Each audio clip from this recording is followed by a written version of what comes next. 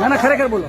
બોલો બોલો. કહું છું અત્યાર સુધીમાં મેં કેટલા વૃદ્ધાશ્રમ જોયા છે, પણ અહીંયા જે તમારું ગામ ધરતીનો છેડો, હા, આવો મેં ક્યાંય નથી જોયું કે જ્યાં એકદમ પૈસા બી નથી, નિઃશુલ્ક મા બાપોને બધાને રાખે છે અને બધા ખુશીથી એકદમ બધાના ફેસ પર ખુશી છે. મેં પહેલી વાર આવો જોયું.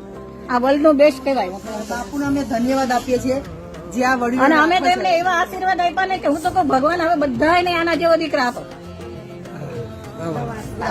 બાપુ માટે કંઈક બોલવું હોય આશ્રમ વિશે કંઈક બાપુ બાપ કે તમે જે કરો છો ને એટલું બધું બેસ્ટ છે ને કે એની કોઈ સીમા જ નથી એમ. અને તો બી તો પણ કેટલા કુલ છે, એ કેટલા કુલ છે. ને અત્યારે આટલું માણસ કરતો હોય ને આટલો એને પૈસો આવતો હોય તો માણસ ને કેટલો પ્રાઉડ હોય ને.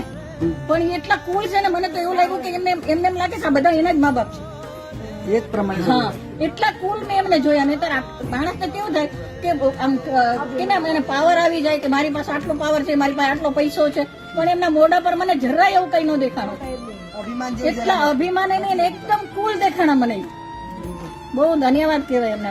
બાપુ ભગવાન સ્વરૂપે આયા.